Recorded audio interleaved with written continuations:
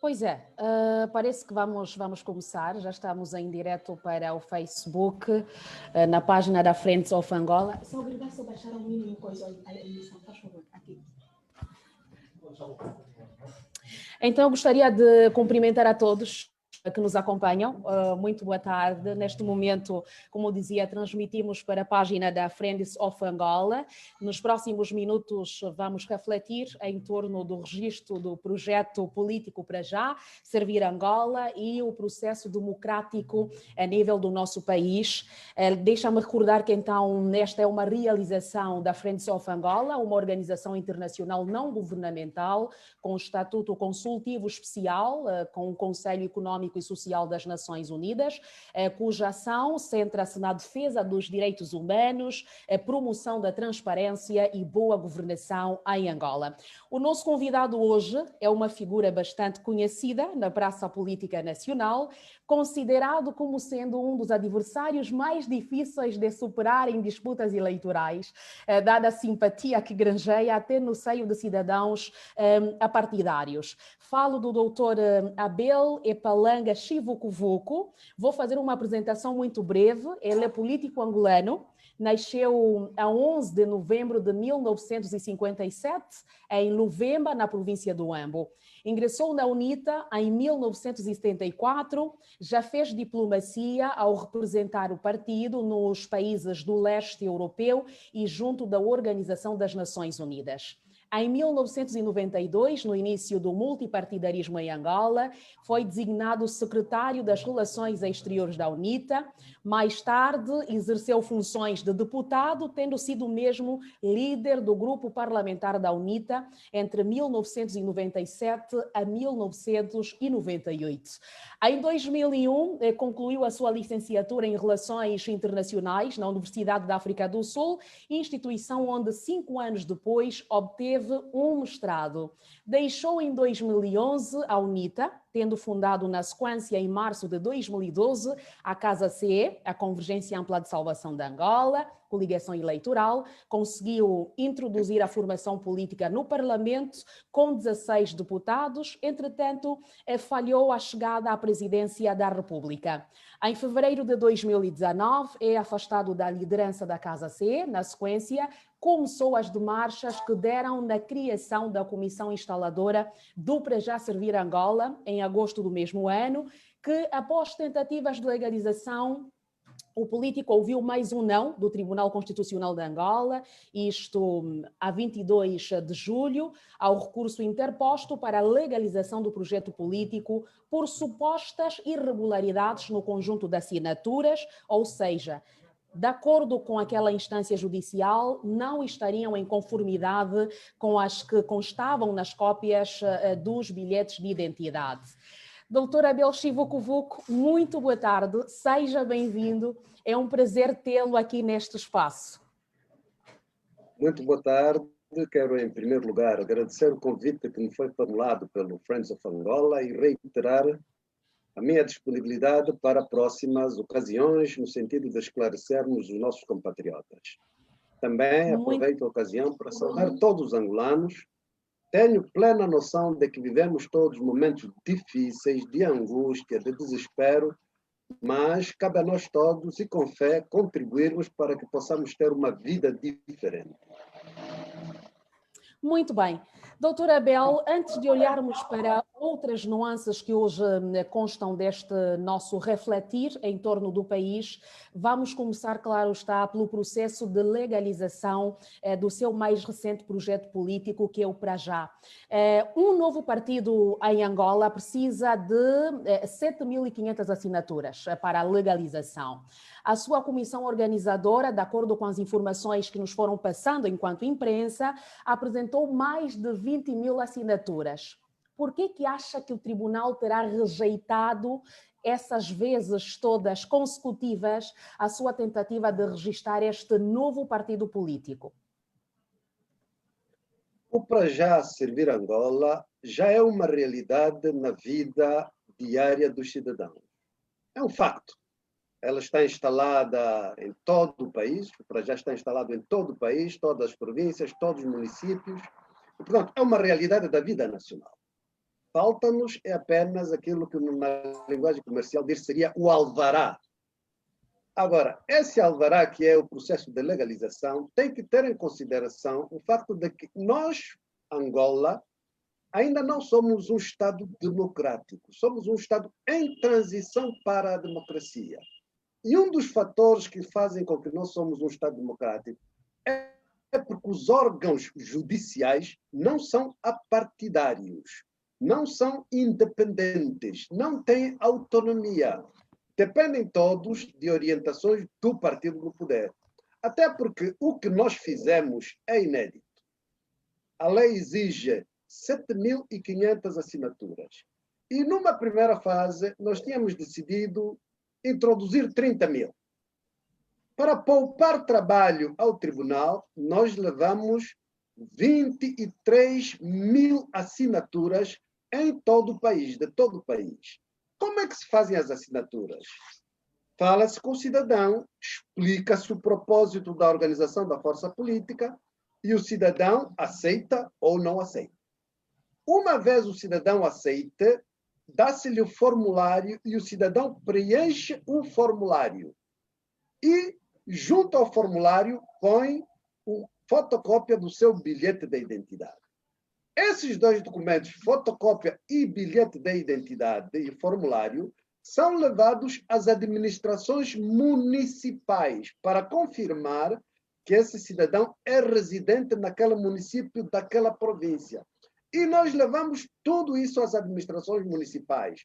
Sabemos que em Angola todas as administrações municipais são controladas pelo MPLA, mas por lei são obrigados a passar os atestados de residência. Até porque, do ponto de vista tecnológico, também avançaram. Existe agora o que chama-se Portal do Cidadão. Quando o cidadão vai para pedir o atestado de residência, clicam no computador, metem o seu nome, dados do bilhete de identidade e o processo vem imediatamente no Portal do Cidadão. E o atestado é pago e é entregue. São esses processos 23.000 que nós remetemos ao Tribunal Constitucional na primeira fase.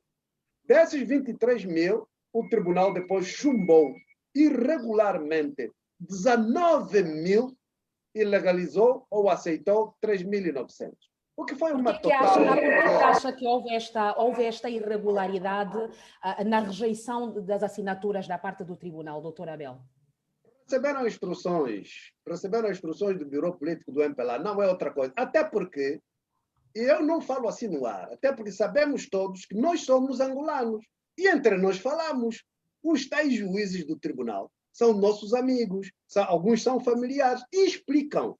Mas também explicam que não têm autonomia, são obrigados a seguir as orientações que recebem. Das 23.000, chumbaram, depois de terem passado nas administrações municipais. Fomos para a segunda fase. E na segunda fase, preferimos inovar. Recolhemos 8.000 assinaturas, 8.000 e tal, em todo o país. Fizemos o mesmo processo. Formulário, fotocópia do bilhete de identidade, atestado de residência da administração municipal, mas decidimos reconhecer as assinaturas do cidadão em notário cartorial. E os notários reconheceram as assinaturas. E nós levamos todo o processo. O que é que o tribunal diz? Não, as administrações não têm competência, os notários não são válidos. Então, o que é válido no nosso país? São os próprios órgãos do Estado, cujos dirigentes e componentes são membros do partido no poder. Por obrigação, têm que passar esses documentos, que não são grátis, são pagos, não é verdade? Mas o tribunal invalida. Não há nada de especial aqui. O que existe é, de fato, interferência do partido no poder. Tem noção da implantação do para já e querem inviabilizar a minha participação e daqueles que acreditam em mim na vida política nacional. Até porque não é só um problema o para já, não começou com o para já. Quando foi da inviabilização da minha liderança da casa, também já foi o Tribunal Constitucional. O Tribunal Constitucional validou os congressos que fizemos. O presidente do Tribunal Constitucional de então, Rui Ferreira, participou num dos congressos, assistiu à minha eleição.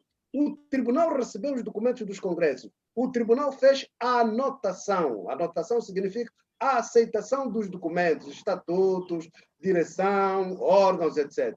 É o mesmo tribunal que em 2016 e 2017 veio dizer que não. Afinal, todos aqueles congressos não valem nada, a anotação não vale nada, tudo não vale nada. Propósito, inviabilizar Abel Chivucobuco. Não é outra Então, coisa. doutor Abel acredita, de facto, que há alguma intenção de o afastar da cena política nacional? Isso é óbvio. Isso é óbvio, porque também eu converso com os próprios dirigentes do MPLA. E eu sei as razões por que fazem isso, na verdade. Mas que razões é que os dirigentes do MPLA avançam, doutor Abel, assim que chegaram ao seu ouvido? Quem é que beneficiaria com a sua saída da cena política nacional? Hoje é uma realidade de que o partido no poder está completamente impopular. Completamente impopular. No meio urbano, no meio rural, nos meios intelectuais, nos meios empresariais, está completamente impopular. Tem a noção também de que o desafio principal será em 2022. E, por isso, é preciso afastar da cena política dirigentes reconhecidos deste país. O que eles não percebem é que a busca da inviabilização estão a promover cada vez mais o para já. As próprias discussões que andam pelo país, a solidariedade que tivemos dos mais variados segmentos, hoje o nosso elemento maior de mobilização a favor do para já são as próprias atitudes do partido no poder. Portanto, é inútil. É inútil. E eu recomendo que façamos a construção da democracia. E a construção da democracia implica vários atributos, e um dos quais é permitirmos que os órgãos judiciais se afirmem como independentes, apartidários e autônomos. E seja simplesmente a lei o fator a obedecer. Uhum. Antes de voltarmos para a questão do para já, doutor Abel, já que toca na interferência do poder político no funcionamento do poder judicial, que impacto é que isso trará para o país e também de que forma é que a comunidade internacional poderá olhar para Angola, já que se fala num novo paradigma político, enfim, mas há cada vez mais queixas sobre a interferência do poder político no funcionamento das instituições judiciais. Que impacto é que isto pode ter para o país e para a forma como o país é visto lá fora? Se quisermos ser claros, intelectualmente honestos, temos que reconhecer que na prática em Angola não existe um novo paradigma. Em 2017 não houve alternância em Angola. Houve apenas a mudança no topo, uma só pessoa. É o mesmo partido no poder, é o mesmo programa, são os mesmos atores, com os mesmos vícios e com as mesmas debilidades. Portanto, não mudou nada, são os mesmos. Numa primeira fase, houve tendência de mudança de discurso, metamorfose.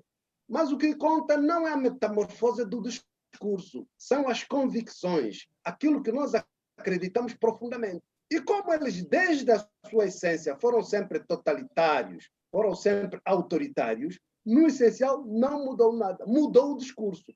Mas, com o tempo, estamos a constatar que, de facto, as práticas são as mesmas. O comportamento é o mesmo. A postura é a mesma. E não existe esforço de afirmarmos o Estado democrático e de direito em Angola. Pelo contrário. Um Estado democrático de direito tem atributos específicos, características específicas. E elas todas não estão presentes na nossa vida. Primeiro atributo é liberdade. Não pode haver democracia sem liberdade. E no nosso país, a liberdade ainda é condicionada. Nos espaços urbanos, praticamente na costa, nas cidades da costa, há um bocado mais de liberdade. Quando mais se vai para o interior, muito menos liberdade. Outro dos atributos da democracia é pluralismo. E é com base no pluralismo que nós estamos a procurar fazer o para já. E estão a coartar o pluralismo. E isso não se passa só em relação a nós, como força política. Mesmo as organizações da sociedade civil, ONGs, não conseguem se registrar, porque travam o pluralismo de ideias, de ideais, etc. Terceira característica é o Estado democrático de direito, o primado da lei. A lei em primeiro lugar. Isto ali para nós não tem nada a ver. O presidente é a lei, os governadores são a lei, os administradores são a lei. Cada um, aquilo que determinar lá onde ele tem a sua jurisdição, vira a lei. Portanto, quando devemos respeitar a lei? Para além de que as normas do direito são quase sempre interpretadas casuisticamente de acordo com o interesse do poder. Não pode ser assim. Quarta característica de uma democracia é eleições livres, periódicas, justas e transparentes. No nosso caso, o conceito de periodicidade para as eleições gerais está garantido. Já sabemos que em 2022 teremos eleições gerais, 2027 teremos eleições gerais, mas a transparência e a justeza não estão garantidas.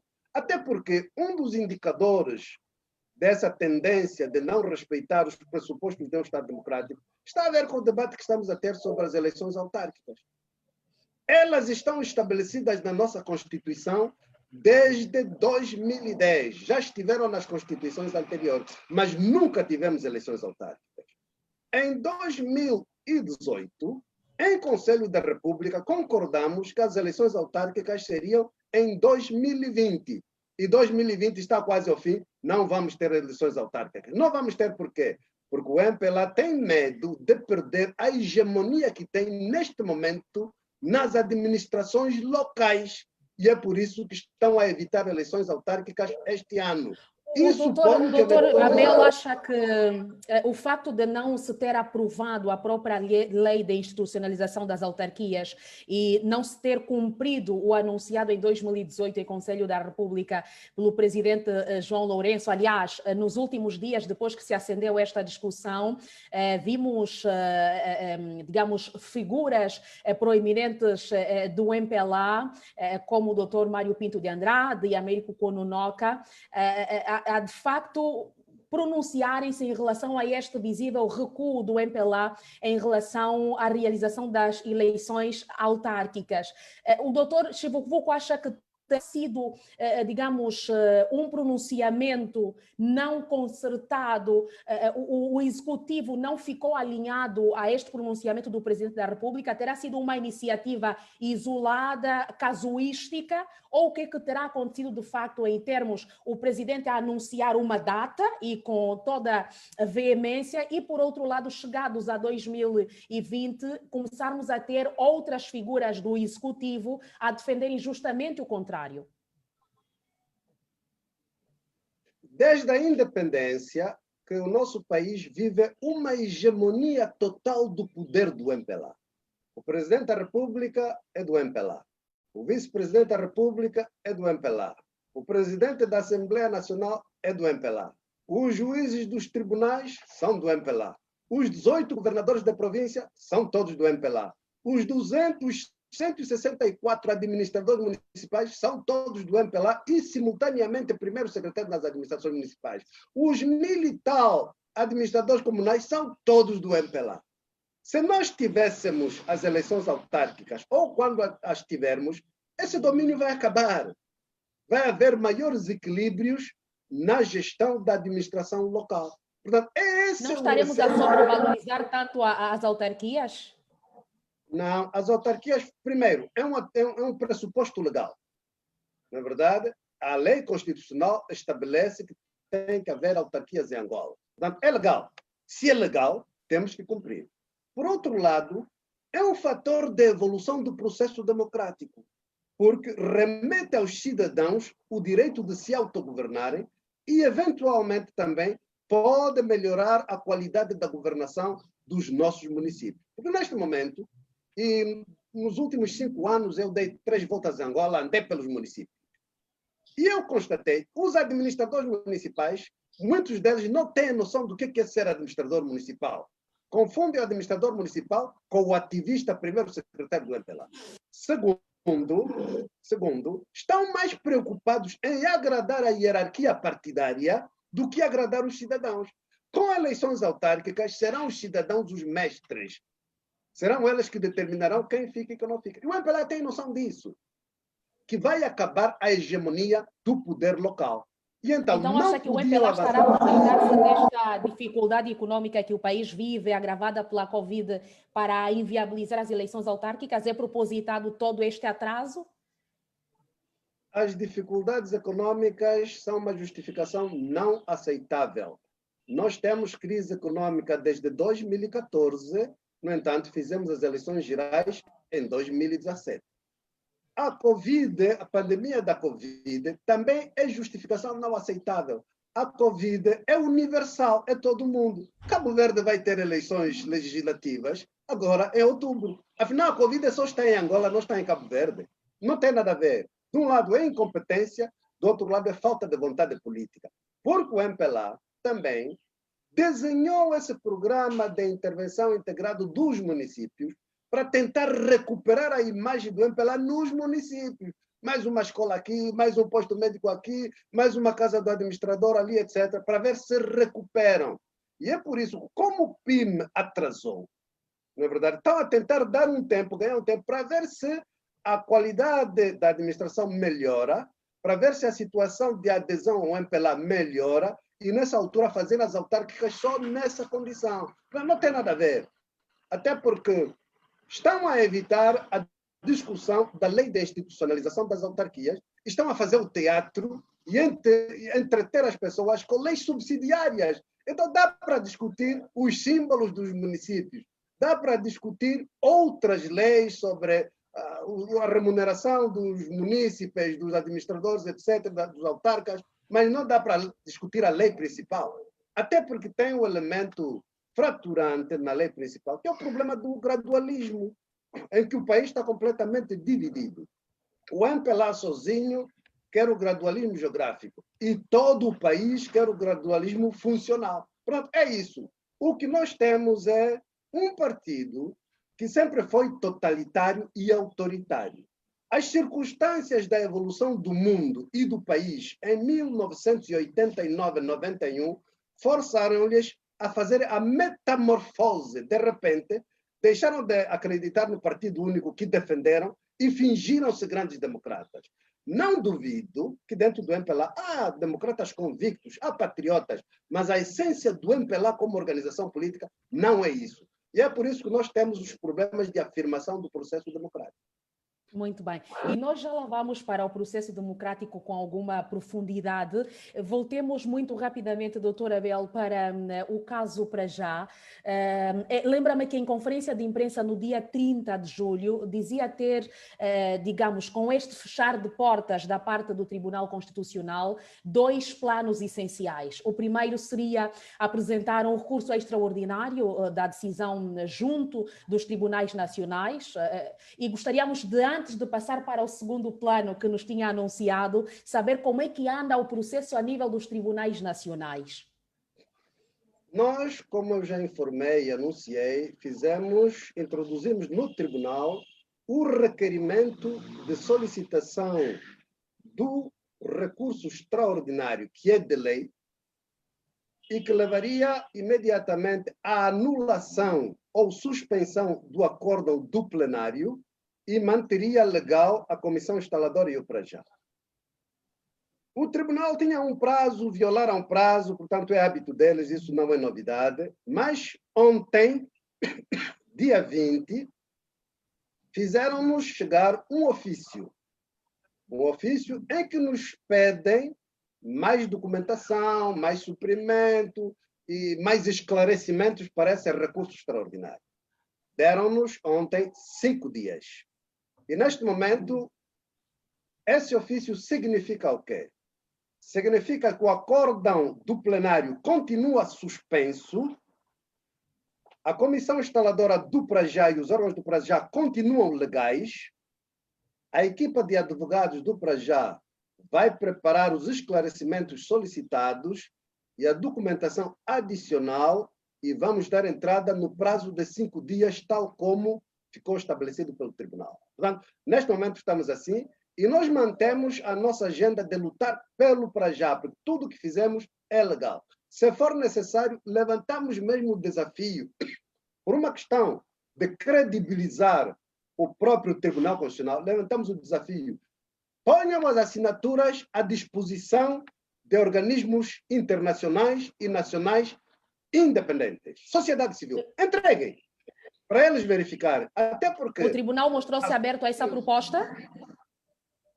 nós já tínhamos proposto isso ao tribunal. Quando foi da primeira fase, eles recusaram 19 mil assinaturas. Nós solicitamos que eles nos devolvessem as assinaturas consideradas não conformes. O tribunal não aceitou. Então, propusemos tudo bem. Se não podem devolver porque sabiam que estavam bem, não podiam devolver, então façamos uma verificação conjunta. Técnicos do tribunal e técnicos do Prajá, para avaliar. Também não aceitaram. Nesta fase, das 8 mil assinaturas suplementares, que perfazem um total de 32 mil assinaturas, nós fizemos, durante 3 dias, a apresentação e verificação independente dessas assinaturas. E fizemos mais. Neste momento, quem quiser verificar as 8 mil assinaturas, pode ir para o site do Prajá e vai encontrar lá, pessoa a pessoa, 8 mil, todos os documentos. E vai constatar que tudo que o tribunal está a dizer não tem validade. E o que dá pena é que nós não estamos a perceber que nós próprios, Estado angolano, nós angolanos, e sobretudo o partido no poder, é que está a desacreditar as próprias instituições angolanas. Hoje, as administrações municipais estão completamente desacreditadas. Os documentos que elas passam não têm validade. Hoje, os notários, serviços notariais, estão desacreditados, não é verdade? Todos os documentos que elas passam não têm validade. Se eu fosse empresário português ou francês e quisesse fazer investimentos em Angola, já não fazia. Porque todos os contratos empresariais que se fazem têm que ser reconhecidos pelos notários para evitar dificuldades quando há litígios. Afinal, se em situação de litígios os documentos reconhecidos pelo notário já não têm validade, não existe segurança para os investimentos. Até porque já tivemos casos desses, uma empresa americana que fez investimentos imobiliários em Luanda, na ilha de Luanda, foi aos tribunais, não valeu nada. Valeu a força dos sócios angolanos que são do partido no poder. Portanto, essa tendência de desacreditar os órgãos faz mal a todos nós, ao próprio país. É por isso que lanço o repto. O Tribunal Constitucional, se é sério, eu já sei que não são sérios. Tanto mais digo, se querem parecer sérios, ponham todas as assinaturas chumbadas à disposição de organismos internacionais independentes e organismos da sociedade civil. E vão ver que vão ser completamente desacreditados. Mas, doutor Chivuco Vuco, vamos ainda olhar para este recurso extraordinário que se pretende fazer e que já teve então este pronunciamento do próprio Tribunal Constitucional. Quer fazer este recurso a outras instâncias judiciais aqui a nível nacional. O que é que o faz acreditar que estas demais instâncias do direito poderão decidir favoravelmente, ou seja, diferente desta decisão do Tribunal Constitucional? Durante muito tempo, os angolanos pautaram-se por uma certa passividade na defesa dos seus próprios interesses. Nós temos uma Constituição que, em termos de elaboração teórica dos direitos dos cidadãos, até não é má. Mas a prática governativa é que é um problema no nosso país. Também eu reconheço que os nossos compatriotas do MPLA têm que ser ajudados. Algumas coisas fazem-nas por maldade, mas outras coisas é porque estão habituados a trabalhar assim, a lei não conta, o que conta é o interesse do MPLA. Então, o recurso, primeiro, para nós, tem a ver com cumprirmos a lei e defendermos o nosso interesse. Neste momento, o tribunal mandou-nos fazer mais suprimento. Vamos fazer, são 5 dias, a partir de hoje. Depois disso, o tribunal terá... Não, isso já está feito. Portanto, quando fizemos o requerimento, as equipas já estão a trabalhar em termos de qualquer eventualidade da resposta do tribunal. Portanto, já está feito. Eventualmente, na segunda-feira, nós não vamos esperar até o fim do prazo, na segunda-feira, vamos dar entrada da documentação para esclarecer isso. Depois disso, o tribunal terá 15 dias para voltar a se pronunciar sobre o requerimento. Depois desse pronunciamento posterior sobre o requerimento, nós vamos ter outra vez 7 dias para suprir novas necessidades das alegações. E depois disso, o tribunal terá mais 60 dias para deliberar. O que nós queremos é esgotar todo o processo legal neste país. Sabemos que não podemos acreditar no tribunal. É uma maneira também de lhes ensinar que os cidadãos angolanos defendem os seus interesses. É preciso lhes ensinar. É preciso, não diria são mais velhos, formados, mas é preciso lhes educar, respeitar o cidadão. Mas o doutor Abel acredita numa decisão favorável depois deste processo do recurso? Acredita que vai haver uma decisão positiva? Pela natureza do MPLA, pelo que eu percebi dos propósitos de tentarem inviabilizar a minha participação e dos meus apoiantes na vida política nacional, tenho as minhas dúvidas, mas tenho o direito de lutar até o fim. Tenho o direito de lhes fazer cumprir a lei. Tenho a obrigação e o dever perante os angolanos de incentivar aos angolanos de todos nós nos habituarmos a lutar pelos nossos interesses e os nossos direitos, para que o Estado não seja um elemento opressor e inibidor da nossa valorização, mas um Estado que facilita a vida do cidadão. É por isso que nós continuamos a lutar pelo Prajá. E acredito que, eventualmente, encontraremos também pessoas de bem dentro dos organismos do Estado e que talvez influenciem os outros no sentido de respeitarem a lei, obedecerem os trâmites normais. E eu lanço o desafio. Se o Tribunal Constitucional acha mesmo que nós violamos, nós não cumprimos, mostre, entregue as 20 e tal mil assinaturas não validadas, entregue a um organismo internacional ou mesmo a Ordem dos Advogados de Angola, a Open Society, a JPD, até a CIAST, entreguem, para ver se vão verificar e depois vão ver como é que vai ser. Eles sabem mesmo que não podem fazer isso. E é justamente aqui que entra o plano B que o doutor Abel anunciava também recentemente, que inclui este recorrer à comunidade internacional. Bom, apesar de, digamos, ter sido anunciado, e inclusive o doutor Abel falava em reuniões mantidas já com os Estados Unidos da América, com o Reino Unido, naquela semana em que falou em conferência de imprensa, mas as questões que se colocam aqui em relação a este recorrer à comunidade internacional seriam se tem exemplos palpáveis da influência de instituições internacionais na resolução de processos semelhantes, claro, sem colocar em causa o tal princípio da não ingerência nos assuntos internos dos Estados considerados soberanos, tal como rege o próprio direito internacional público. A legalização de partidos políticos é prerrogativa exclusiva das instituições angolanas. E é nessas instituições angolanas que nós estamos a fazer a luta para a legalização do Prajá.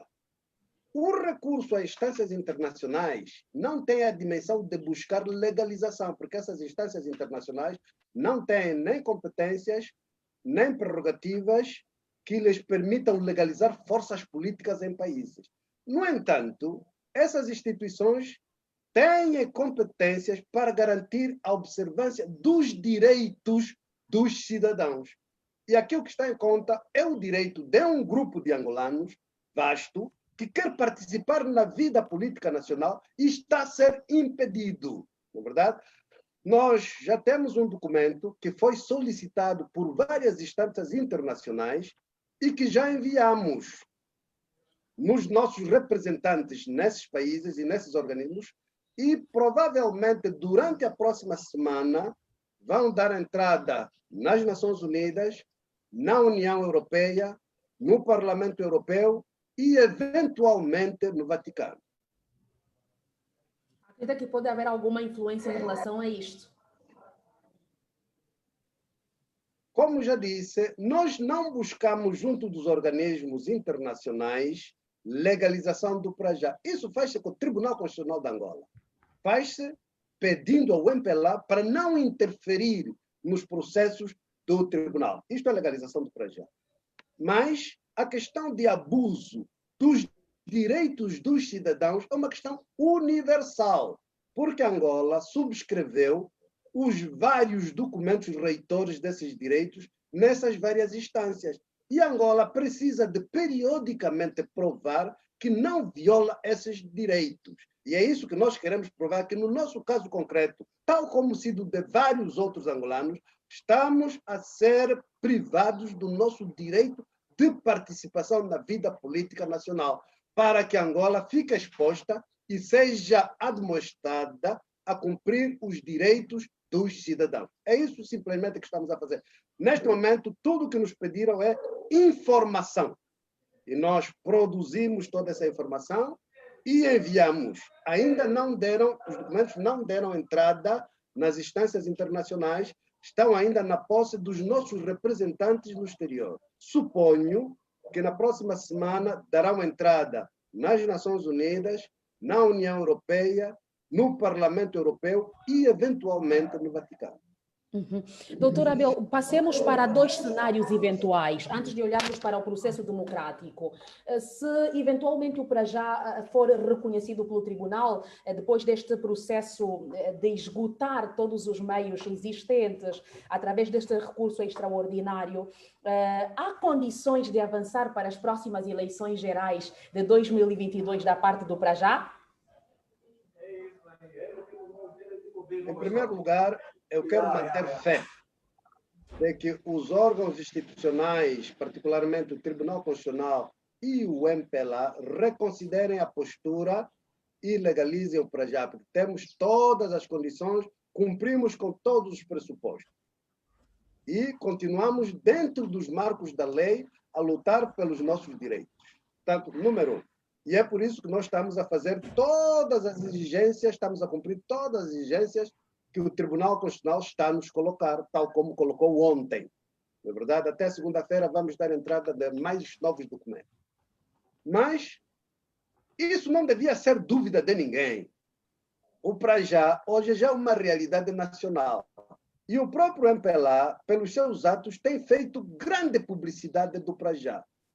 As pessoas que compõem o Prajá não são novidade política neste país. Somos conhecidos, andamos pelo país, conhecem a nossa postura, conhecem as nossas atitudes, conhecem o nosso patriotismo, sabem que tudo o que nós queremos é contribuir para o bem do nosso país, junto das outras forças políticas nacionais, para que sejamos verdadeiramente um Estado democrático de direito, sejamos verdadeiramente um Estado onde haja uma governação transparente e rigorosa e, sobretudo, uma governação virada para a realização do cidadão. Porque, afinal, o propósito da governação é o quê? É a pessoa humana angolana, não é outra coisa. Tudo o resto é teatro. É a pessoa humana angolana que, neste momento, é sofredora, em dificuldades. A maioria da população angolana é pobre. A juventude não tem emprego. As crianças estão fora do sistema de ensino. A saúde é precária. O ensino é frágil. Tudo isso é que se reverte na vocação da governação. E se nós não quisermos a participação de todos, porque ninguém vai construir isso sozinho, temos que trabalhar todos, é por isso que nós queremos participar. E não tenho dúvida absolutamente nenhuma. Se convocarem as eleições autárquicas em 2021, com Prajá ou sem Prajá, nós vamos participar. Até porque nas eleições autárquicas é muito mais fácil, não é preciso partido político. Quando convocarem, porque não é se, quando convocarem as eleições gerais de 2022, também vamos participar. E se for com Prajá, com forma muito contundente. Se for sem Prajá, também com forma muito contundente. Pois, e era justamente aí que íamos, mas o doutor Abel já acabou por, de certa forma, fazer referência que se o Prajá não fosse legalizado até as eleições de 2022, se ponderaria candidatar-se à autarca para que os seus seguidores, os seus admiradores, aqueles que acreditam no seu trabalho, tivessem, de alguma forma, esta sua continuidade em servir para o país. Mas já que o doutor Abel faz referência à questão das eleições autárquicas, nós vamos voltar para elas e eu vou olhar para algumas das questões que vão sendo colocadas aqui na página da Friends of Angola, do Facebook, e uma delas tem justamente a ver com a realização das autarquias, é do Guilherme Antônio. Ele diz que gostaria que o doutor Abel falasse um bocadinho mais das eleições autárquicas E já que os políticos querem fazer crer que as eleições autárquicas seriam a solução para todos os problemas, digamos, dos angolanos, e se também acredita que, já que os nossos processos eleitorais têm sido eivados de vícios, de acordo com a própria oposição, a falta de transparência, acredita que desta vez, nas eleições autárquicas, que teríamos eleições justas e transparentes? Portanto, são duas questões em uma. Primeiro, há que determinar que a qualidade dos processos políticos, econômicos, sociais e culturais de cada país é diretamente proporcional à qualidade e profundidade da participação dos seus cidadãos. O que significa? É preciso que nós, todos os cidadãos, participemos para que melhoremos a qualidade dos nossos processos. E o processo autárquico visa exatamente devolver a soberania ao cidadão, pelo menos para as questões de nível local. A partir das eleições autárquicas, os presidentes das câmaras municipais são eleitos pelos cidadãos, já não são nomeados pelo presidente do MPLA como administradores e primeiros secretários. São eleitos pelos cidadãos. Os programas municipais de desenvolvimento terão que ser eleitos nas assembleias municipais. E nas assembleias municipais, para além dos membros eleitos, qualquer cidadão pode ir assistir e participar nessas assembleias nacionais com direito à palavra, mas sem direito ao voto. Também não sou protagonista nem partidário do conceito de que há um fenômeno único que resolve todos os problemas. Não. A resolução dos nossos problemas, dos problemas do país, é a convergência de vários propósitos e de vários fenômenos. E as eleições autárquicas vão consideravelmente contribuir para a progressão e a evolução do processo democrático, para a melhoria da qualidade da governação, para o empoderamento dos cidadãos. Neste momento, um administrador pode ter um município em péssimas condições, ele estar a roubar dinheiro, mas enquanto o MPLA quiser, fica lá. Com eleições autárquicas, os cidadãos são livres, votam e elegem um presidente da Câmara Municipal hoje. 2 anos depois, se esse presidente da Câmara Municipal não estiver a realizar e não estiver de acordo com os interesses dos cidadãos, é votado fora. Deixa de ser eleito. Portanto, empodera-se o cidadão. E, por isso, os cidadãos podem esperar e influenciar a resolução dos seus problemas locais. E os governantes das câmaras municipais serão obrigados a melhorar a governação, realizar, para ver se podem voltar a ser eleitos. Portanto, não resolve todos os problemas, mas contribui na busca da resolução dos problemas. Esta é a questão fundamental em relação às eleições autárquicas. E eu espero e peço que todos os cidadãos mobilizemos-nos. Todos os cidadãos gritemos alto que temos que ter eleições autárquicas. E seria desejável que as eleições autárquicas, que tecnicamente já não vão acontecer em 2020, porque o MPLA não quer, o MPLA tem medo do povo, pelo menos que aconteçam em 2021. Muito bem. Vamos então passar, doutora Abel, agora estamos com 15 e 14 minutos. Temos aqui várias participações no Facebook, bastante interessantes. Muitas delas são opiniões, aqui a felicitarem o senhor pela sua, digamos, persistência em levar avante os seus projetos políticos, mas gostaria que passássemos para outras questões, antes de olharmos para a questão ligada ao processo democrático em Angola. Há uma pergunta que muitas vezes se coloca. O doutor Abel foi membro proeminente na liderança da UNITA durante muitos anos, foi, digamos, o iniciador da própria Casa CE, que foi considerado um fenômeno político nas eleições anteriores, uma coligação eleitoral. Mas por que que o doutor Abel tenta lançar um outro partido político e não pondera, digamos, dar continuidade ao seu contributo político em uma destas organizações políticas que ajudou a fundar e, de facto, a desenvolver também? É uma pergunta que muitas vezes se coloca nos meios intelectuais, nos meios acadêmicos. Por que continuam a tentar criar outro partido político se as duas forças políticas que ajudou a criar têm a credibilidade que têm? Eu penso que, primeiro, temos que avaliar e discutir sobre os propósitos. Por que que determinadas individualidades ou cidadão comum buscam participar na vida política nacional? Propósito. Qual é o propósito? Qual é a motivação? E eu reconheço que as motivações são multiformes, particularmente no nosso caso concreto de Angola. Infelizmente, em África, grande parte da motivação para algumas pessoas fazerem política é para melhorarem a qualidade da vida deles, é material. Não tem muito a ver com a vontade de servir para construir um país. Há que reconhecer isso. Agora, também é legítimo que alguém queira ser governador para ver se a vida dele melhor. É legítimo, não podemos pôr isso de parte. Mas isso não faz parte das minhas motivações. Eu penso que a motivação nobre é procurar servir o país, ser útil e, sobretudo, ter sensibilidade. Há um ditado popular que diz que longe da vista, longe do coração. Para quem anda nestes moceques nossos, para quem anda pelas nossas aldeias, pelas nossas comunas e constata o sofrimento das pessoas, crianças que não têm perspectiva, adultos que psicologicamente desistiram da vida, porque a vida tem sido simplesmente a dificuldade, tem que ter mesmo motivação para servir. Primeiro.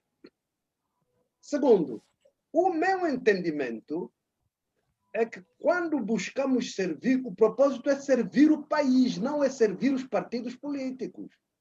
Os partidos políticos são meros instrumentos para se realizar uma obra pelo país. O objetivo não são os partidos. Eu não estou aqui para servir os partidos. Através dos partidos queremos servir o país, servir Angola e servir os cidadãos. Obviamente, ao participar em partidos políticos, é preciso ter em consideração também uma série de fatores.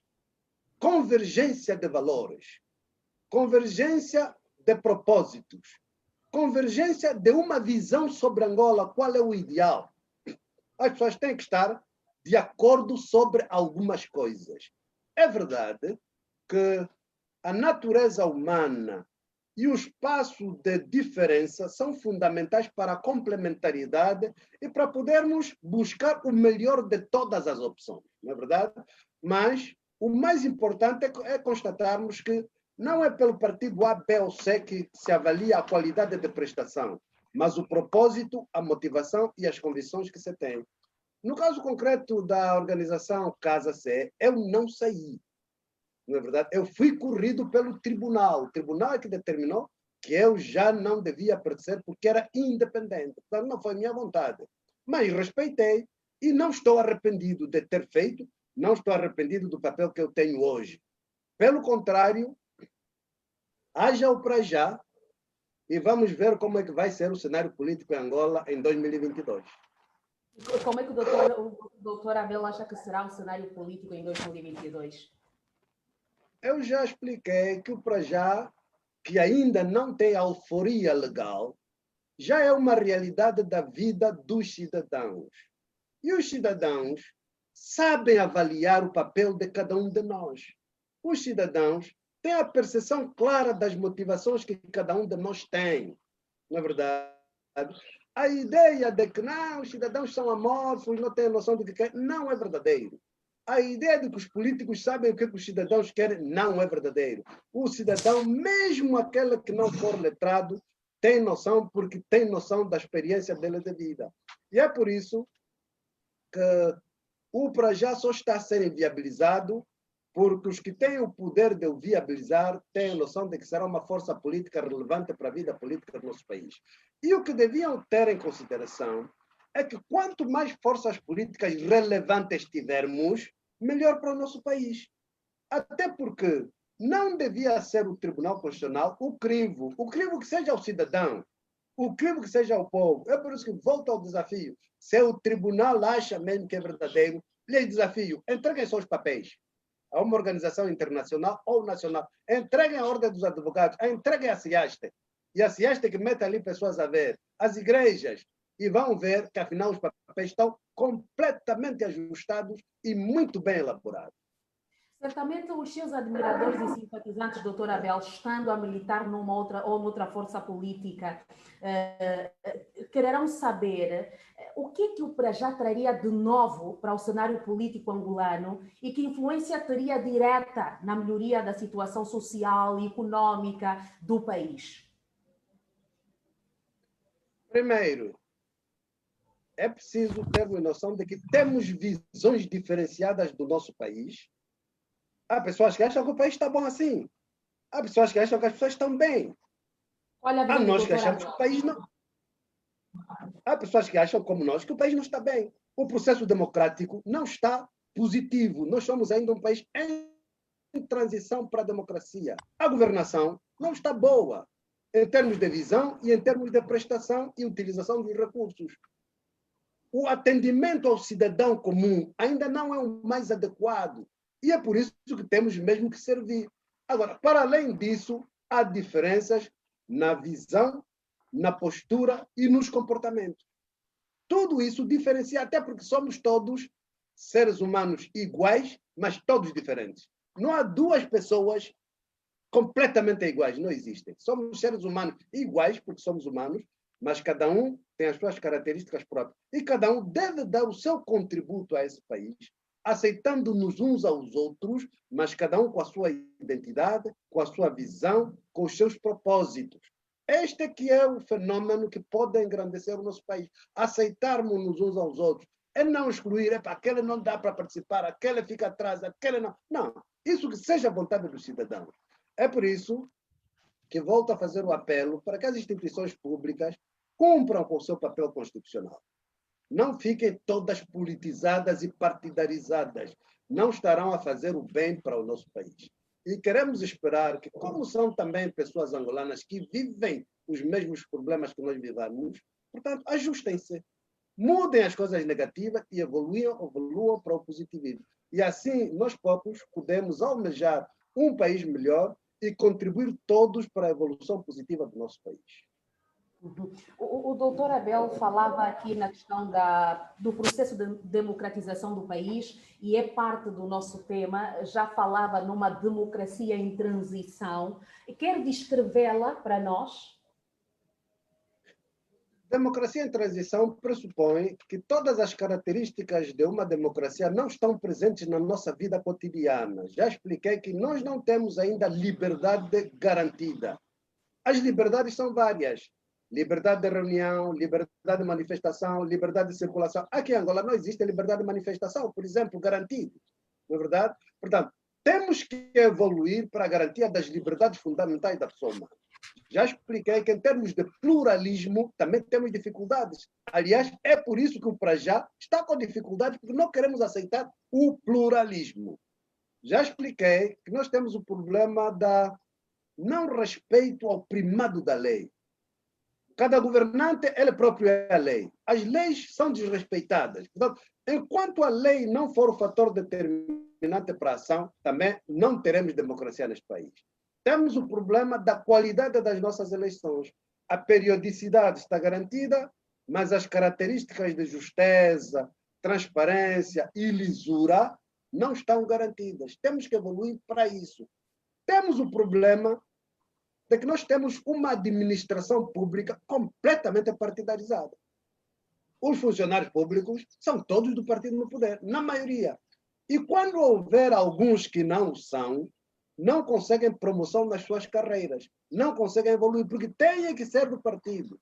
Quando há concursos públicos para o ensino, para a saúde, para vários outros domínios da vida, As pessoas que têm o cartão do MPLA têm primazia para passarem nos concursos. Não são as competências, não é a meritocracia. Portanto, a administração pública não é a partidária. Temos o problema que eu já disse dos órgãos de justiça. Não há democracia sem sistema judicial independente, sistema judicial funcional e autônomo. Os nossos juízes recebem todas as ordens do tribunal. Até hoje, quem vai preso e quem não vai preso também é o partido que determina, o que não é correto. Eu até suponho que, eventualmente, mesmo o nível das sentenças também vem do Bureau Político. Não é correto. É preciso garantir que os tribunais fiquem livres. Para além disso, outro atributo de uma democracia, característica da democracia, é a existência de órgãos de defesa, ordem pública e segurança apartidários. Reconheço que as Forças Armadas têm feito um esforço para não se imiscuírem na vida política partidária. Reconheço isso. As Forças Armadas têm sido um elemento baluarte nessa evolução, o que não pressupõe que não tenha havido oficiais superiores e generais que muitas vezes têm posturas partidarizadas. Isso também já assistimos. Durante as eleições de 2017, nós assistimos generais em funções a porem camisolas de partidos, o que tem que acabar. Há uma evolução também razoável da polícia, que também tem que crescer. Agora, os órgãos de segurança do Estado é que acho que ainda não evoluíram.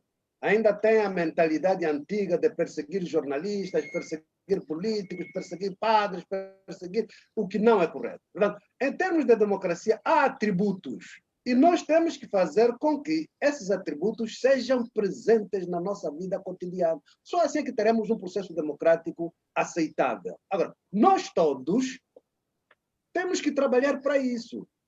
Nós todos temos que contribuir para isso. Como disse, mas a qualidade do processo... para isso, doutora Abel? Já que aqui parece... Eu perguntava, já que dizia que todos nós temos que contribuir para isso enquanto cidadãos, o cidadão comum estará a perguntar-se de que forma é que eu, enquanto cidadão comum, posso contribuir para este processo democrático que se quer? O cidadão deve contribuir àquela que nós tiverem partidos, porque é livre, não é obrigatório que todos os cidadãos estejam em partido, mas participar como cidadão na exigência dos seus direitos.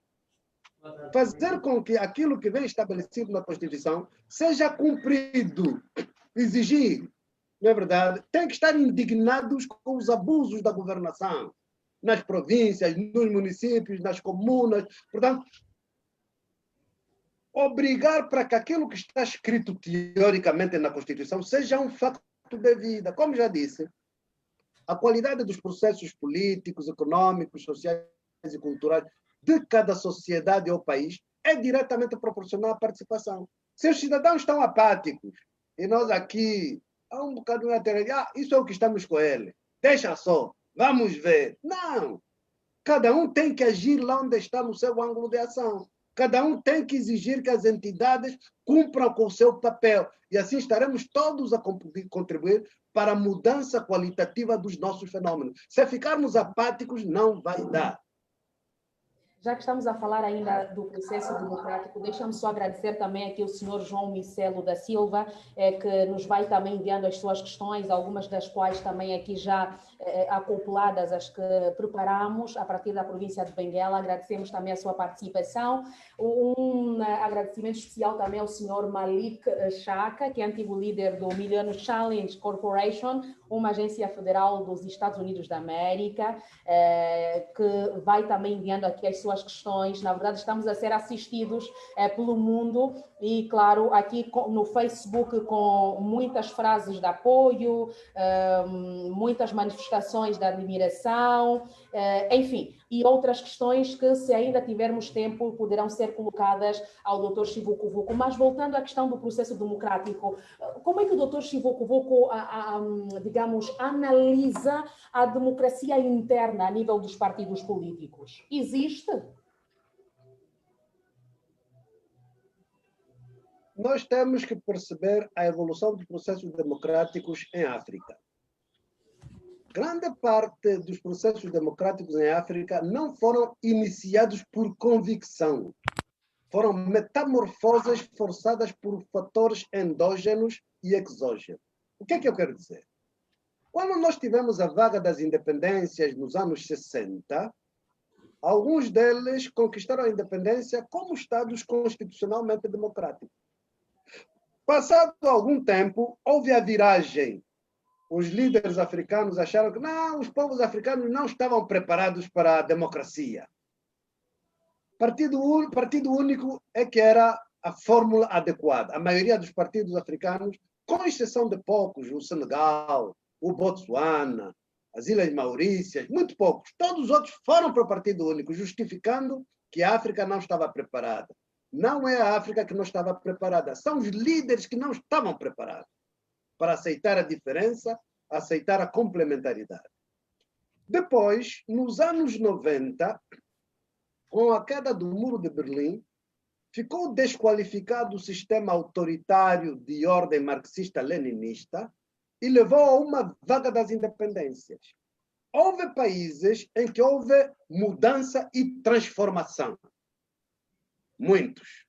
Mas houve aqueles em que os regimes que defendiam o partido único, em alguns casos marxista-leninista, como o nosso, na verdade, o que fizeram foi metamorfose. Os mesmos que defendiam o partido único, dia seguinte disseram que afinal é a democracia. Os mesmos que diziam que os angolanos não estão preparados, afinal já estão preparados. Mas mentalmente não evoluíram. Do ponto de vista convicções, mantiveram-se no passado. É por isso que os processos democráticos africanos têm dificuldades. E esse estado de espírito não é só dos Estados, também prevalece nas organizações partidárias, muitas delas, porque são as mesmas pessoas, na verdade. Tem que ser um aprendizado, uma prática permanente, cotidiana, para que aceitemos a diferença só nos enriquece, só nos favorece.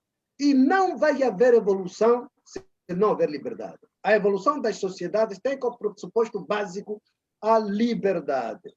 É verdade que alguns estados africanos, e penso que o MPLA vai um bocadinho nessa lógica, estão a querer defender a teoria de que para determinados segmentos sociológicos, entre os quais o africano, talvez o autoritarismo à moda da China é que permite o desenvolvimento.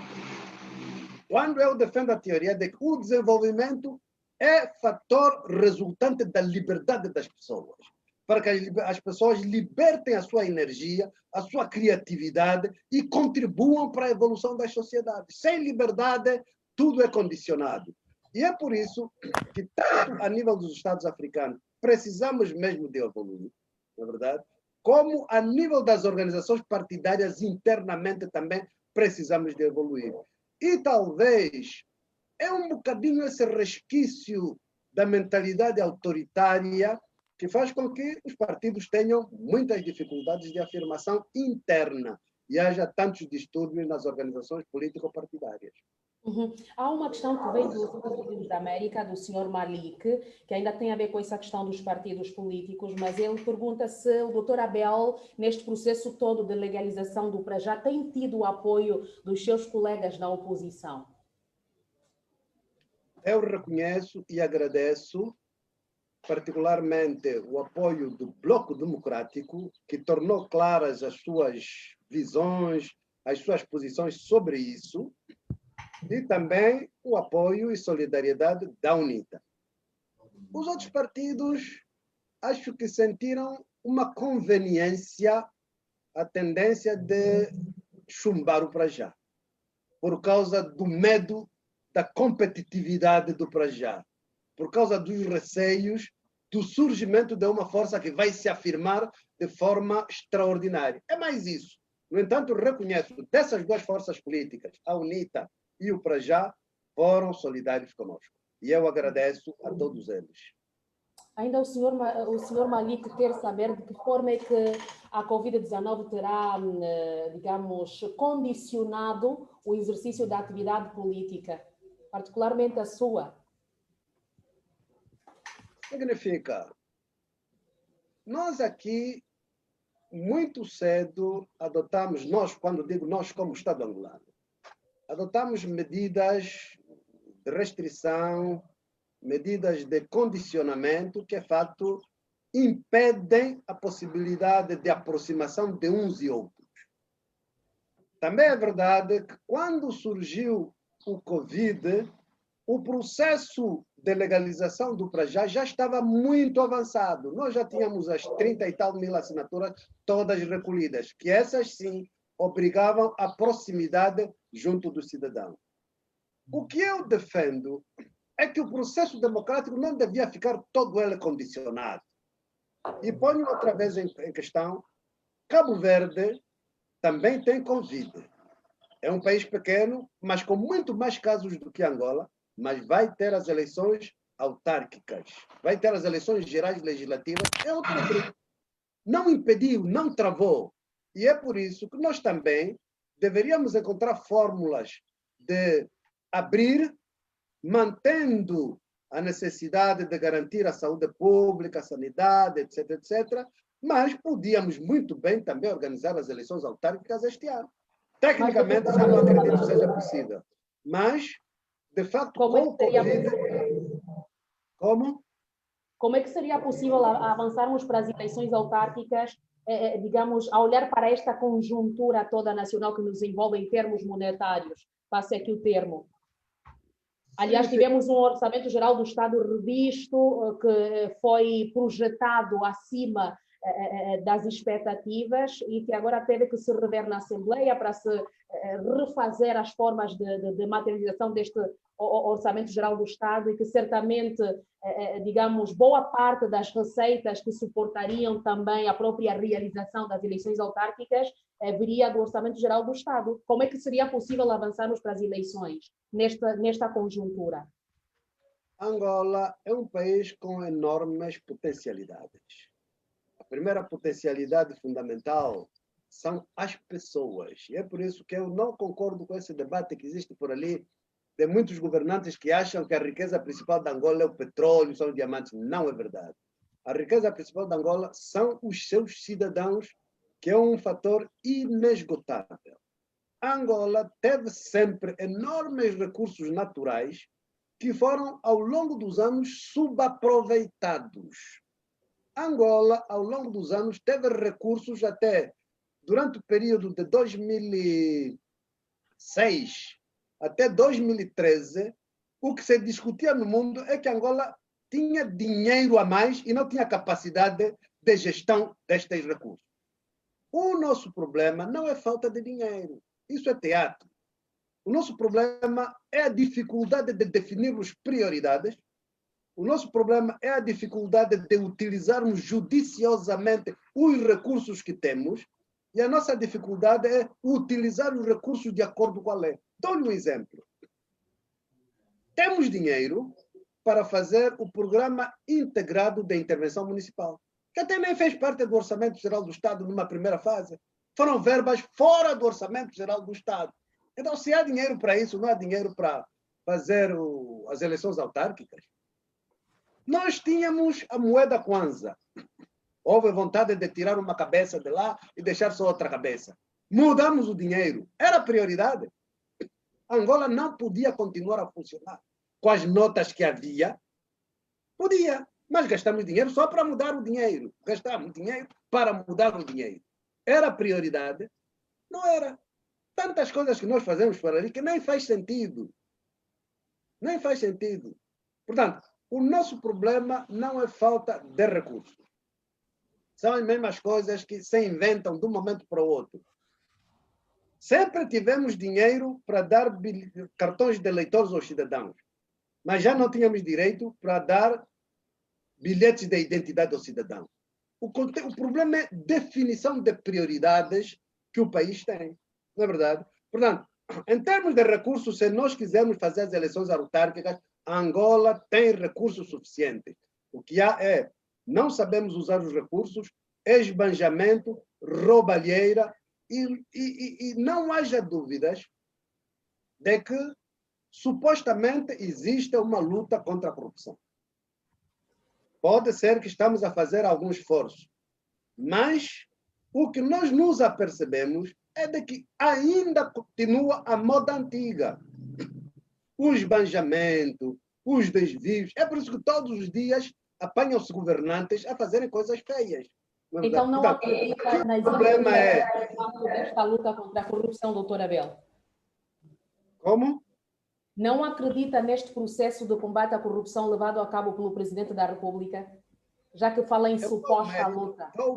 Dou mérito ao Presidente da República por ter iniciado. Tenho dúvidas quanto à formulação e à metodologia. Porque há duas coisas diferentes. Uma coisa é luta contra a impunidade, outra coisa é luta contra a corrupção. A luta contra a impunidade tem a ver com o passado, o que aconteceu no passado. As pessoas roubaram nos anos 2010, 2011, é passado, já aconteceu. Isso não é luta contra a corrupção, isso é luta contra a impunidade. Roubaram e não foram responsabilizados. E ali, na luta contra a impunidade, podemos encontrar várias filosofias. Primeiro, vamos fazer uma luta a todo gás, de forma exemplar para todos, ou vamos fazer seletiva?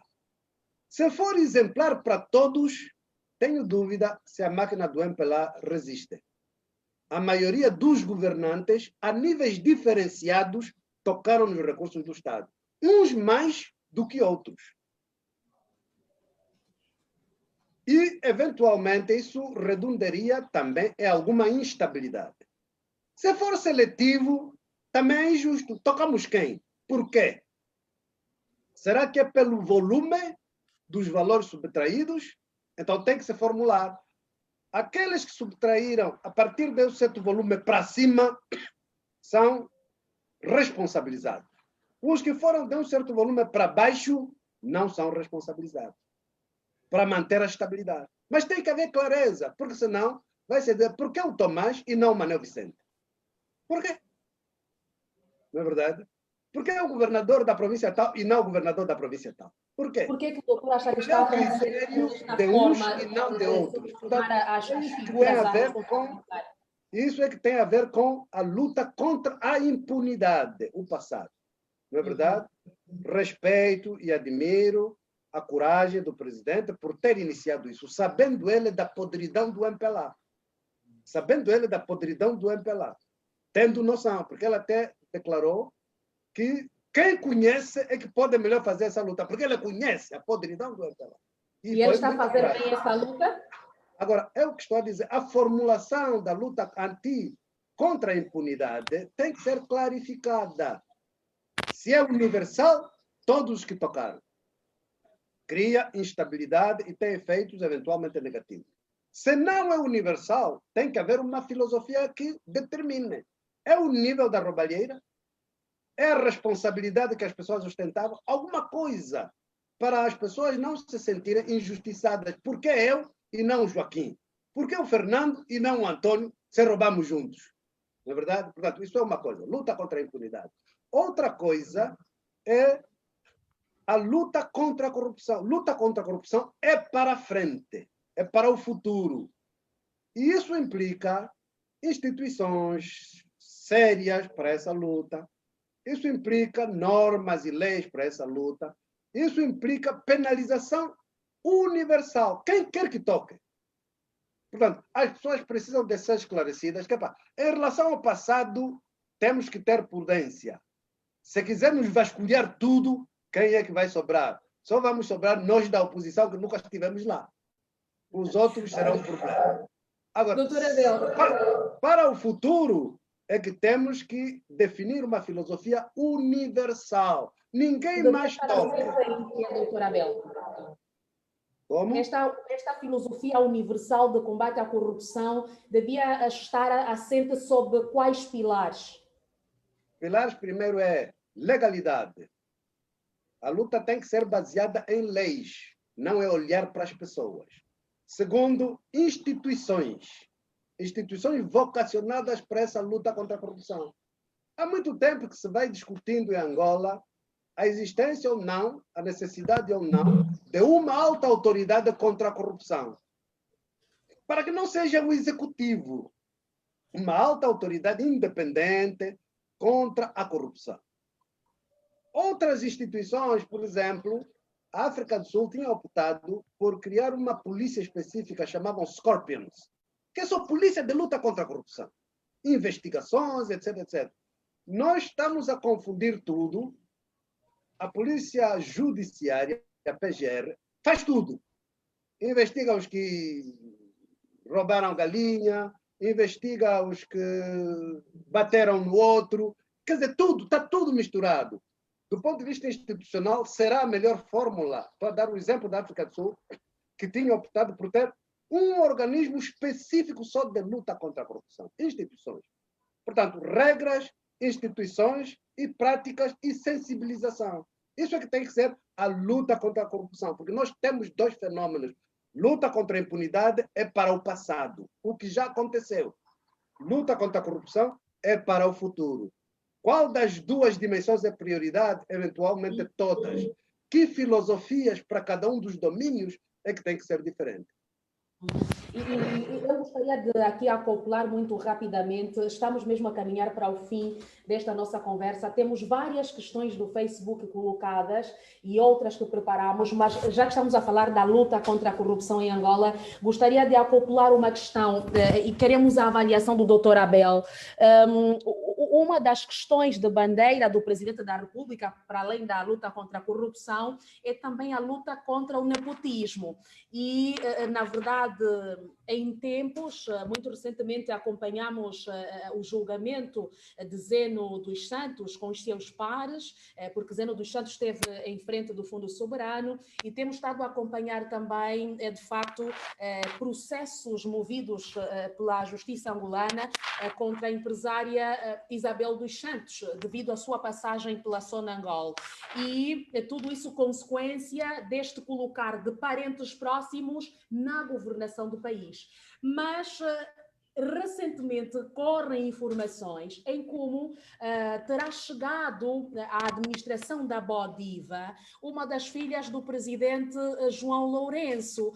O que é que lhe parece? Como é que avalia? O presidente João Lourenço quer retirar-se do casaco totalmente ou ficar com as partes que lhe convêm? Todos os indicadores vão no sentido de que o nepotismo é uma doença incurável no MPLA. É incurável. É esquecer. Isso vai acontecer.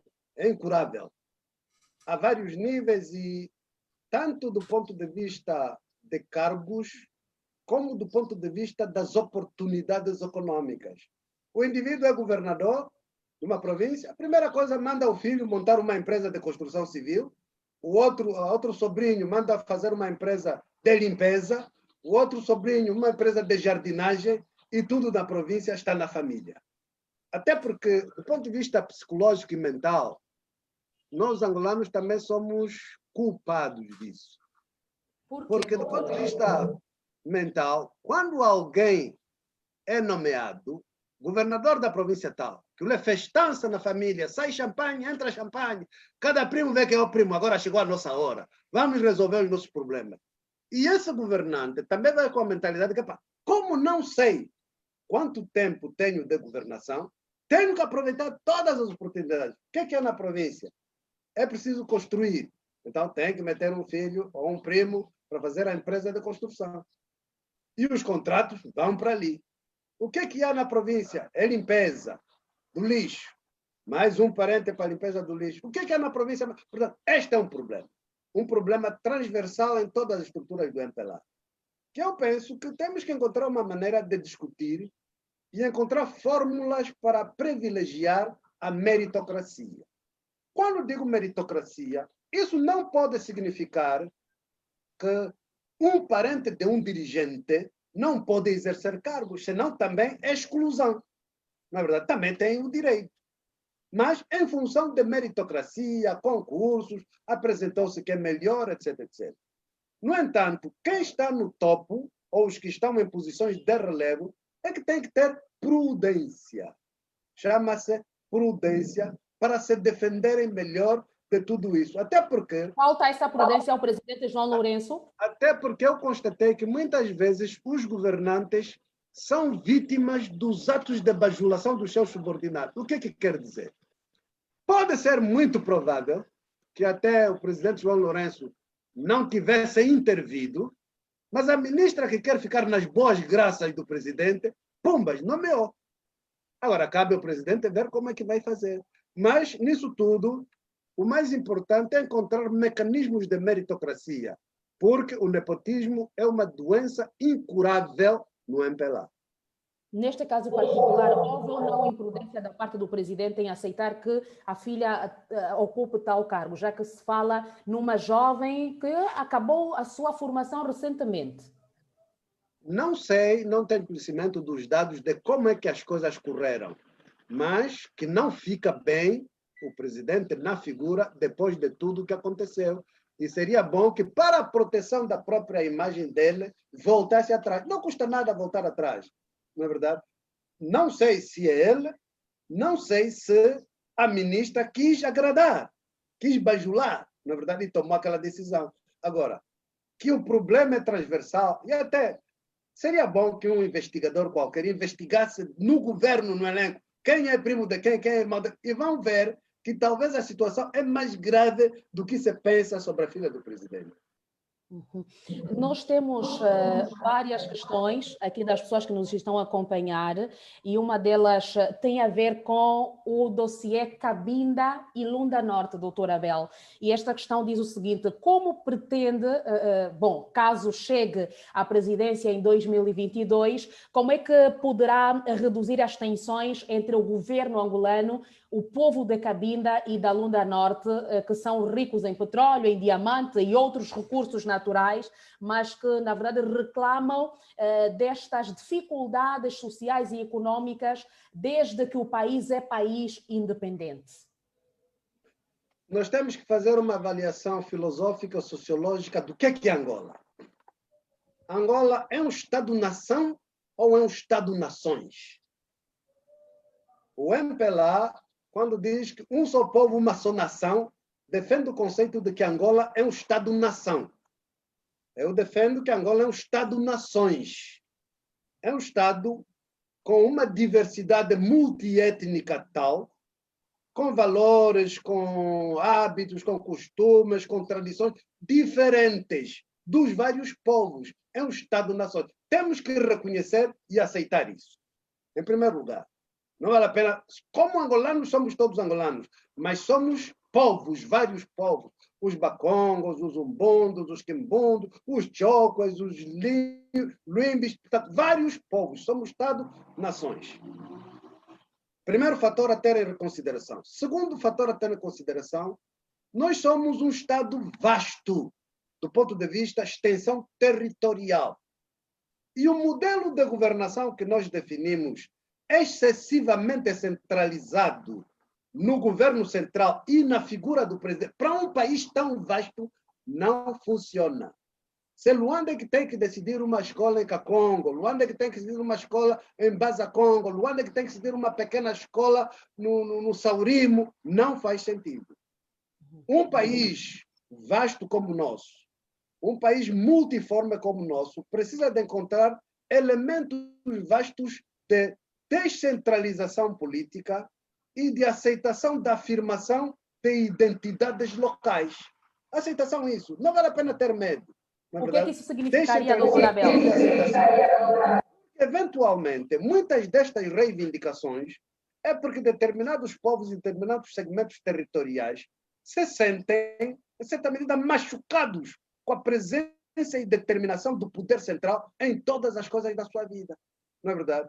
Se nós pudéssemos, e já tentamos várias vezes, no âmbito das revisões constitucionais, descentralizar, autonomizar, dar maior autoridade e uma certa perspectiva local aos fenômenos da nossa vida, talvez muitos desses elementos se esbatessem nisso. Porque as pessoas sentiriam que não. Aqui nas Lundas, nós tratamos dos nossos assuntos. Somos angolanos, mas aqui no essencial do nosso cotidiano, a pequena escola, a água, a energia, o saneamento, as estradas, nós aqui cuidamos, porque temos uma certa descentralização política. É verdade também que uma parte dessas reivindicações não é só sociológica e política, também é do ponto de vista social, condição social das pessoas. Um dos elementos que fomenta, por exemplo, o sentimento de identidade de revolta dos cabindas é o facto de entenderem que Cabinda contribui de forma substancial nos recursos do país, mas a mesma província continua, em certa medida, desprezada. Como é que é possível a província, com um certo nível de produção de petróleo bruto, às vezes que não tem combustível, às vezes que nem sequer tem petróleo iluminante? Como é que se justifica? Como é que se explica isso? Não é verdade? Obviamente, isso vai criar reticência nas pessoas que dizem, mas então, estamos a produzir e as coisas vão para outros lados. Não é verdade? E o mesmo se passa com as lundas. A ideia de que, bom, nas lundas é lá onde se produz o diamante.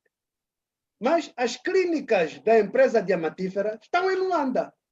E não estão lá onde se produz o próprio diamante. Não existe. As clínicas estão em Luanda. Para servir quem? Para servir o quê? São pequenas coisas que nós próprios não levamos em consideração, não nos apercebemos. O governo está distraído, não consegue perceber essas nuances da natureza humana e que talvez ajudassem a ultrapassar. O que eu defendo fundamentalmente é que a busca de diferendos na sociedade faça-se sempre por via do diálogo e da concertação, nunca pela via da força. A força não resolve. Pelo contrário, precisamos de compreendermos uns aos outros as nossas ansiedades, as nossas expectativas, as nossas frustrações, os nossos aborrecimentos, e assim vamos conseguir encontrar fórmulas que nos aproximem, fórmulas que nos ajudem a resolver os problemas e fórmulas em que cada um diga que eu também dei uma ideia para a fórmula que foi encontrada. Já que o doutor Abel fala em fórmulas que nos aproximem e que ajudem a resolver os problemas, gostaria de saber se já, e claro, é uma questão também que está a ser colocada várias vezes aqui nas redes sociais, se já ponderou fazer uma espécie de geringonça angolana, seja, juntar-se a outros partidos políticos para que se tenha uma oposição que possa suplantar no Parlamento, aqui de forma particular, as decisões da maior bancada parlamentar. Há um elemento que mais ou menos tem sido presente na vida nacional que eu quero desmistificar.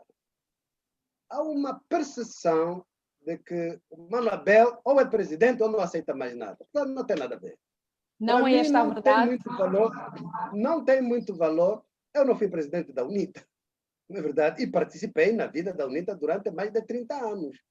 Portanto, o que conta é termos um espaço de participação. E, do meu ponto de vista, tudo o que contribui positivamente para a vida política, a vida econômica e social, tem que ser necessariamente aceite. Eu sinto, porque tenho sido abordado nesse sentido, que há uma corrente que defende a teoria de que nas eleições de 2022 deveria haver apenas duas candidaturas.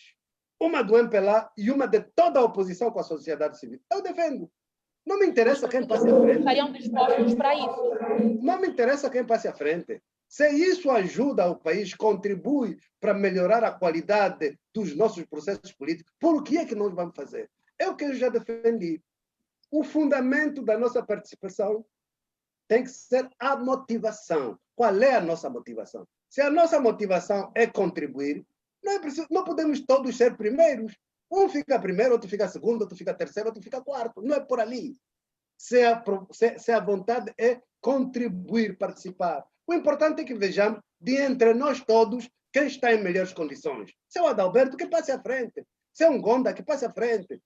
Se é o Justino, que passe à frente. Se é o Abel, que passe à frente. Não é verdade? Portanto, tenho ouvido essas teorias, partilho em termos de reflexão, contribuo com o meu pensamento, e eu penso que Angola não devia se fechar a uma possibilidade desse sentido, desde que os propósitos sejam Angola, não é verdade?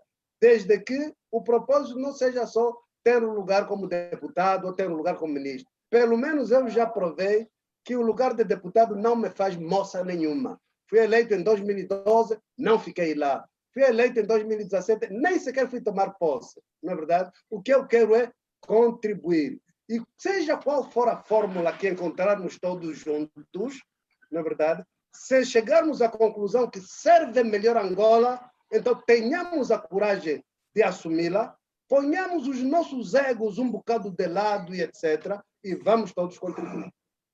E os seus colegas da oposição estariam disponíveis para isso, nas partilhas que têm tido, nestas reflexões? Estão disponíveis para esta coligação de toda a oposição? Bom, isso ainda está um discurso e um debate muito incipiente, não estruturado, não aprofundado. Vão surgindo vozes, na verdade, e, obviamente, vai havendo posturas diferenciadas, até porque os próprios partidos também têm forças várias dentro das forças políticas, em função do espaço democrático e da complementariedade que existe. Mas considero que é bom já que Angola surja esse debate, que deve ser alimentado, mas de forma estruturada, de forma aprofundada, bem pensada. Por que não? Em 2022, haver só o MPLA e a União dos Povos de Angola. Acabou. Duas forças e vamos para as eleições. Muito bem.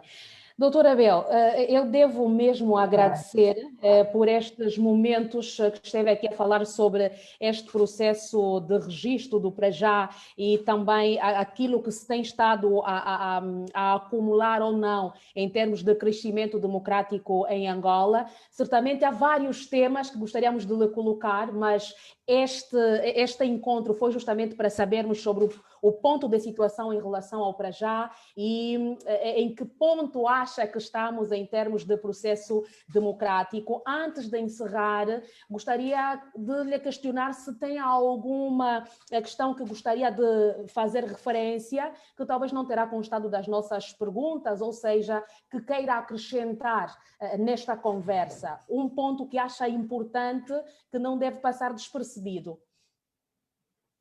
Portanto, as nossas conversas não se esgotam em 1h30. Portanto, há muitos temas da nossa vida nacional que é preciso irmos abordando, irmos discutindo. Agradeço o convite que me foi feito.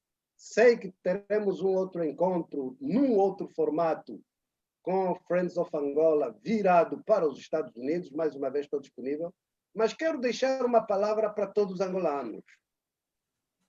A vida nos ensina que temos altos e baixos. E é sempre bom que, quando estamos num momento difícil das nossas vidas, frustrados, não desesperemos, tenhamos fé, tenhamos esperança de que todos juntos podemos catapultar-nos para um patamar diferente. Da mesma maneira que temos que evitar a experiência que tivemos de 2008 a 2014, em que havia muitos recursos e ficamos eufóricos. Quando estás em baixo, não desespere. Quando estás em cima, não fique eufórico. Portanto, quero transmitir essa mensagem de esperança aos cidadãos, de fé, mas, sobretudo, de comprometimento para todos juntos, ultrapassando as nossas diferenças que nos complementam e nos enriquecem, trabalharmos para o bem do nosso país. Aceitarmos-nos uns aos outros com bondade e com honestidade. Meu agradecimento. Esta fé leva-lhe a acreditar até ao fim, independentemente do passar da idade, não é, doutor Chivucovuco? A idade não o preocupa. Acredito muito na pessoa humana. Deus fez-nos bons seres humanos. Nós próprios, em função das circunstâncias, muitos vamos nos transformando em maus seres humanos. Cabe a uns e os outros, juntos, fazermos com que ponhamos todos a mão na consciência e contribuamos, cada um o melhor que pode. Não temos as mesmas características, cada um pode fazer o que pode fazer, porque somos diferentes. Não seria possível haver uma humanidade em que todos são sapateiros. Íamos comer o quê? Íamos habitar em que casas?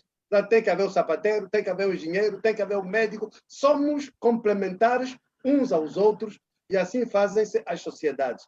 Nós também, angolanos, devíamos perceber que a nossa história já teve tantas desavenças, na verdade, que já nos fizeram mal. E então, valorizemos aquilo que nos aproxima, valorizemos aquilo que nos põe no mesmo espaço de construção do nosso país. E assim, não tenho dúvidas que em 100 anos, em 200 anos, Angola será uma grande nação. Não será no nosso tempo, mas cabe-nos a nós pôr Angola nos carris apropriados para que outras gerações continuem a construção deste grande país e sejamos mesmo um grande país. No fundo, não faz sentido nenhum andarmos por ali a vangloriar. Angola é um país rico, potencial. Não tem valor nenhum se as pessoas forem pobres.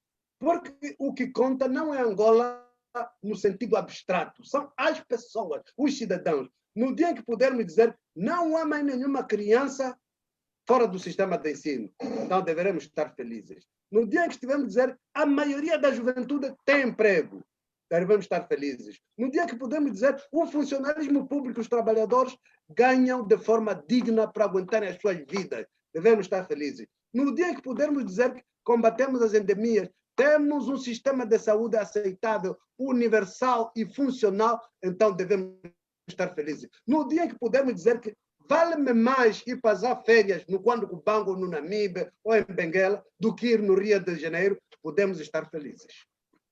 Muito bem. Nós agradecemos uma vez mais, certamente nos voltaremos a ver noutras ocasiões. É sempre um prazer tê-lo, Dr. Abel, e entrevistá-lo. Desejamos as maiores e melhores venturas para si e para os seus projetos políticos para Angola. Meu agradecimento.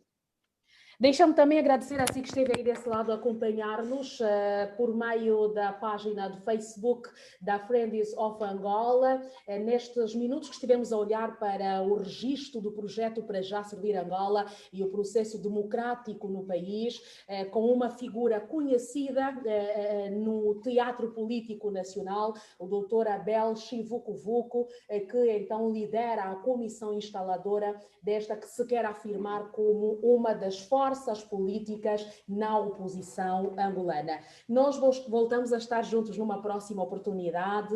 Até lá, que Deus abençoe a si e a sua família, rica, poderosa e abundantemente. Boa tarde. Obrigado e a vós também.